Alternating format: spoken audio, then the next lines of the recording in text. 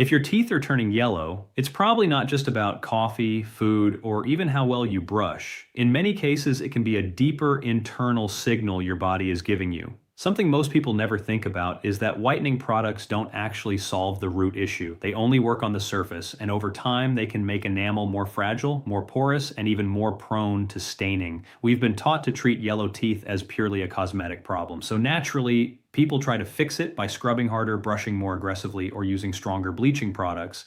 But the problem with that approach is that it slowly wears down the enamel, and instead of improving things, it can actually make the teeth more sensitive and easier to stain again. Now, here's the part most people never consider. Tooth enamel isn't just a solid shield, it's actually porous. Think of it like a hard, stone-like sponge. It looks completely solid from the outside, but inside it has tiny microscopic openings. Because of that structure, your teeth can absorb pigments, liquids, and stains over time. And once those particles settle deep inside, they're not easy to remove completely. Another key factor is that enamel reacts strongly to the pH level in your saliva. And your saliva's pH isn't random. It reflects what's happening inside your body, including your digestive system, liver function, and overall metabolic health. When the mouth becomes more acidic, stains attach more easily, enamel becomes weaker, and any whitening effect tends to fade quickly. With years of experience working with people in the health space, a pattern becomes clear.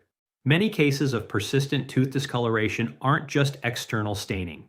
They are often connected to internal issues that are usually ignored in dental care. Things like acid reflux, including silent reflux, liver overload, gut imbalance, nutrient deficiencies, chronic dehydration, and ongoing inflammation can all play a role in how your teeth look and behave. This is why some people keep whitening their teeth again and again, but the results never last because they are not dealing with a surface issue, they are dealing with a deeper imbalance in the body. Before going further, it's worth asking yourself a few simple questions. Do your teeth tend to yellow more near the gum line? Does plaque build up easily even when you maintain good hygiene? Do your gums feel irritated, swollen, or bleed when you brush or floss? Have you noticed gum recession? Do you often wake up with a dry mouth? And do you experience issues like bloating, reflux, or persistent bad breath? Even if you're unsure about bad breath, someone close to you might notice it more clearly than you do. If you answered yes to any of these, your mouth could be reflecting internal stress in your body. It's not just about hygiene habits or laziness. In many cases, it's biology. The mouth is often one of the first places where internal imbalance shows up. When whitening treatments are repeatedly used without addressing the root cause, they only target symptoms. Enamel itself has a crystalline structure, and when it is exposed to excess acidity from diet or internal imbalance, it becomes more vulnerable.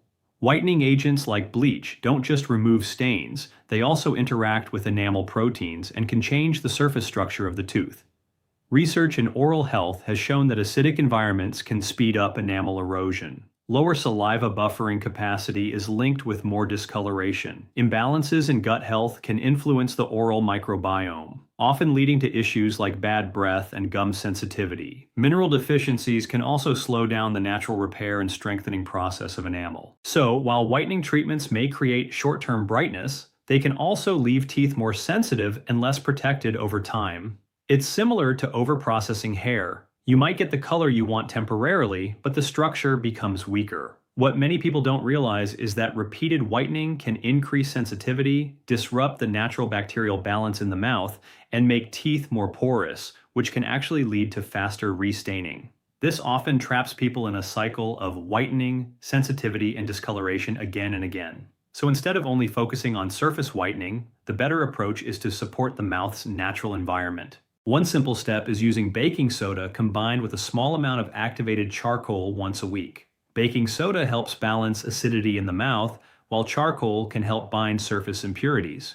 When used gently, this combination can help clean stains without aggressively damaging enamel. It should only be done briefly and not overused, since overuse can still cause irritation. Another supportive method is oil pulling, often done with coconut oil. This involves swishing oil in the mouth for several minutes. It can help reduce harmful bacteria, support gum health, and improve the overall balance of the oral environment. Over time, this can contribute to healthier gums and a cleaner appearance of teeth. The key idea is simple. If the internal environment stays imbalanced, external whitening alone will never give lasting results. And when you do it, you're going to gently swish it around your mouth, almost like you've taken a sip of water and are just holding it there. But instead, it's coconut oil. You'll do this for at least 10 minutes, though ideally around 20 minutes gives better results. Now, honestly, I get it. Who actually has time or patience to sit there swishing oil for 20 minutes every day? That's why this part is completely optional for many people. It can feel annoying or unrealistic to stick to consistently, but the truth is, when you do it properly, you do see benefits. Just don't overdo it. 2 to 3 times a week is more than enough. I would not recommend doing it daily because in some cases overuse may even disrupt your gut balance. After you finish swishing, you simply spit it out, never swallow it. Then rinse your mouth thoroughly with warm water to clean everything out. That's it. At minimum, once a week is fine. Ideally, 2 or 3 times weekly is the sweet spot. Now before we move forward, I want you to really pay attention here because this next part could genuinely shift things if you've been struggling with your health. If your stomach feels stubborn, your energy keeps crashing, or you constantly feel inflamed no matter what you try, this might be your reset point. I've put together a 14-day belly fat burning plan designed to give you a clear step-by-step structure. No confusion, no guessing. Week 1 is focused on building your foundation and helping your body reset. Week 2 shifts into activating fat burning and reducing inflammation. Inside, you'll also find a full nutrition guide, what to eat, when to eat, and what to completely avoid so your body can finally calm down. There's also a workout section with short, effective home routines aimed at stubborn belly fat. On top of that, you get habit-building tools like sleep improvement tips, stress control techniques, and craving management strategies. Because real fat loss is more than just calories. You also get tracking sheets, cheat guides, and simple meal prep templates so you stay consistent without overthinking. Just click the first link in the description or scan the QR code on screen to get started right away. And this isn't just theory. People have actually seen real transformations. For example, John Miller lost 44.4 pounds in just 30 days using this system. Gail Pigeon went even further and lost over 120 pounds while rebuilding her health. Normally, a one-on-one system like this would cost over $100, but right now it's available for a single payment of just $17. That's less than a takeaway meal, and it could genuinely change your direction. So click the first link in the description or scan the QR code and start today. Don't just wait for change, create it. Now coming back to the main point, step 3 is where most people miss the real issue. This is about fixing the root system. Your liver function, gut microbiome, and saliva, pH. These are the real foundations behind long-term oral health. You want to naturally support saliva pH using simple daily habits. Start with bitter-rich foods and greens like arugula, artichokes, lemon and lime water, ginger, and herbs such as rosemary, thyme, and basil added to meals. Apple cider vinegar is another useful tool when used correctly. Take it before your largest meal, always diluted in water, and ideally drink it through a straw to protect your teeth. Afterward, rinse your mouth. Despite being acidic in nature, it can actually support digestion and help balance internal pH when used properly. Even in cases of acid reflux, many people find it helpful, though the full explanation goes deeper into gut health. Hydration also matters. Mineral-rich water supports overall balance, and options like mineral spring water or natural electrolyte sources can help. Bone broth is another supportive choice, along with adequate intake of sea salt and potassium through food or supplements. When your saliva environment becomes more balanced and slightly alkaline, stains don't stick as easily and enamel stays more stable. Now, as promised, here are the 16 best foods that support healthy saliva balance. These include grass-fed cheeses like cheddar, mozzarella, Swiss, and Parmesan, raw or grass-fed milk, unsweetened yogurt with no added sugar, xylitol-based sugar-free gum and mints, which are especially helpful for oral health. Then you've got hydrating and fibrous foods like celery, carrots, cucumbers, apples, and pears, always whole, not juiced, nuts like walnuts and macadamias, whole eggs with yolk, clean sources of meat and fish, natural spring water, and unsweetened herbal teas. Consistently including these in your diet can support a healthier oral environment over time. At the same time, there are things you should minimize or avoid because they disrupt this balance. These include soda, both regular and diet, fruit juices, even if labeled 100%, energy and sports drinks, sweetened coffee, and heavily processed drinks like kombucha in some cases. Also, limit dried fruits like raisins and dates, gummy candies, chips, crackers, pretzels, refined breads, sugary cereals, and most processed baked goods. Even constant snacking, regardless of how healthy it seems, can keep your mouth in a low-quality pH state. For the next 7 days, try this simple reset. Reduce or stop chemical whitening products, use the baking soda and charcoal method only once, and incorporate oil pulling a couple of times. Focus on mineral-rich fluids, include apple cider vinegar before meals, and prioritize bitter greens with your food. Within a week, you may start noticing not just visual changes, but how your mouth and overall system feel differently. Because your smile isn't just cosmetic, it reflects what's happening inside your body. It's metabolic, it's biological, it's a signal of internal balance. You don't need another surface level fix. You need a root cause approach, and that's where real change begins. If this resonated with you, drop a tooth emoji in the comments if you're watching on YouTube, and share this with someone who keeps whitening their teeth but never gets lasting results. Let's clear something up and bring this back to real understanding. This is how we start reclaiming health naturally, something I call vitamin G gratitude.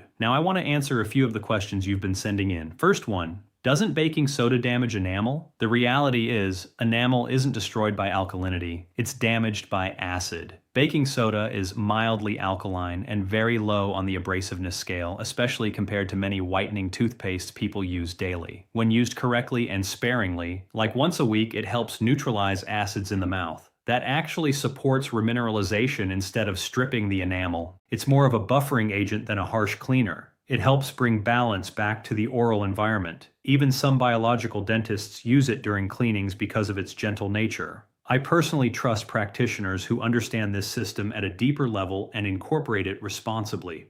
Next question, isn't yellow teeth just genetics and nothing can change it? Genetics do play a role, but not nearly as much as people think. In most cases, it's a very small factor.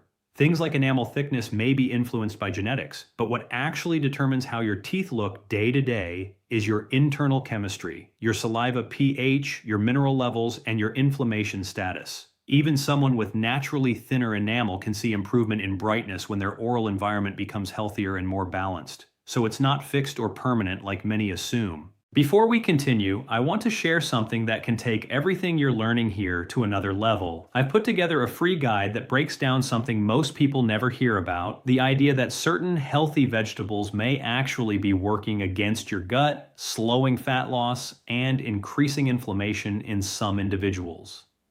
Inside, I explain which 5 vegetables you might want to limit and what to replace them with to support a healthier metabolism. You can access it through the second link in the description or the QR code on screen. It's designed to help reduce confusion, lower inflammation, and support fat loss more effectively within days. Now, moving on to the next question. My teeth turn yellow from coffee, what should I do?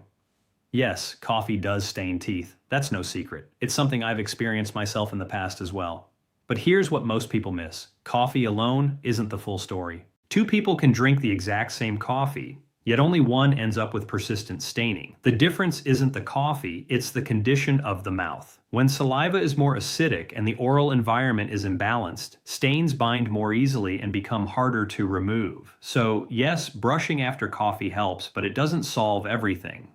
It's not just about cleaning the surface. It's about the internal environment that determines how your teeth respond in the first place. For example, years ago, I used to drink coffee regularly and still struggled with yellowing, even while brushing consistently. At the time, my oral pH was off, inflammation was higher, and my overall internal balance wasn't where it needed to be. No matter what I tried on the surface, the problem kept coming back. But once I focused on the root factors like reducing inflammation, improving diet, and supporting better internal balance, the situation changed. Coffee stopped being such a major issue because my body became more resilient to it.